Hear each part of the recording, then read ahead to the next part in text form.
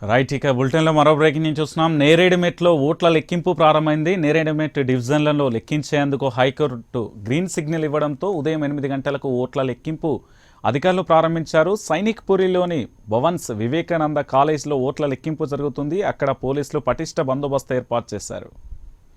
అయితే నేరేడుమెట్ డివిజన్ మొత్తంలో 25,176 ఓట్లు పోలవగా 24,632 ఓట్లు లెక్కించారు. ఇప్పటి వరకు లెక్కించిన వాటిలో 504 ఓట్ల మెజార్టీతో టీఆర్ఎస్ అభ్యర్థి ముందంజలో ఉన్నారు.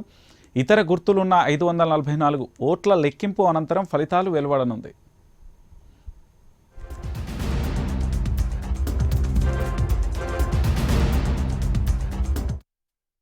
ఇక స్వస్తిక్ గుర్తు కాకుండా ఇతర ముద్ర ఉన్న ఓట్లను లెక్కించాలని ఎన్నికల సంఘం జారీ చేస్తున్న సర్క్యుల్పై రాష్ట్ర బీజేపీ లీగల్ సెల్ ఇన్ఛార్జ్ హైకోర్టులో పిటిషన్ దాఖలు చేయగా రాష్ట్ర ఎన్నికల సంఘం వాదనలతో హైకోర్టు ఏకీభవించింది. దీంతో ఎన్నికల కౌంటింగ్కు ఆదేశించింది.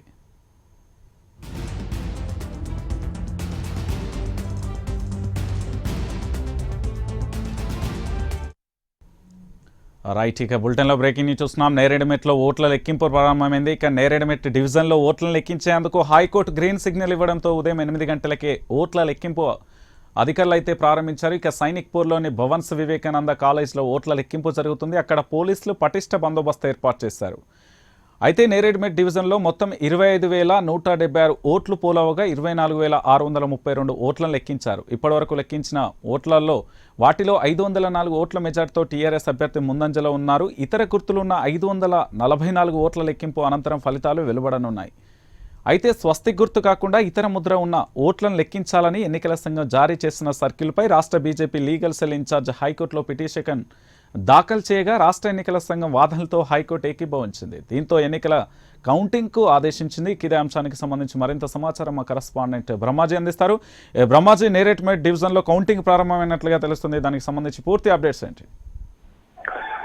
రంజిత్, అయితే ఈ నెల 1వ తేదీన జరిగినటువంటి జిహెచ్ఎంసీ ఎన్నికలకు సంబంధించి 4వ తేదీన కౌంటింగ్ జరిగింది. అయితే కౌంటింగ్ జరిగే సమయంలో ఉదయం పూటనే రాష్ట్ర ఎన్నికల సంఘం ఒక సర్క్యులర్ చేయడం జరిగింది.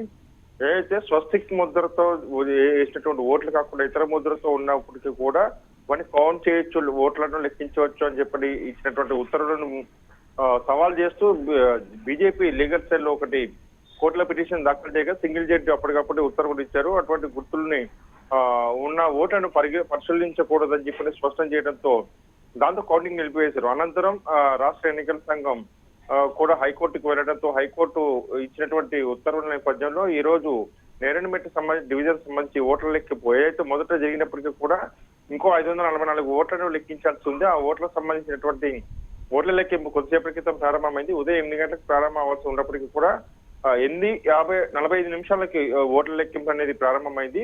మరికొద్దిసేపట్లో దీనికి సంబంధించిన ఫలితం వచ్చే అవకాశం ఉంటుంది. అయితే ఇప్పటి వరకు మాత్రం టీఆర్ఎస్ పార్టీ అక్కడ 505 ఓట్ల లీడ్ లో ఉండడంతో దాదాపు టీఆర్ఎస్ పార్టీ సంబంధించిన విజయం సాధించే అవకాశాలు కనిపిస్తున్నాయి. Ranjith, right, thank you Brahmaji.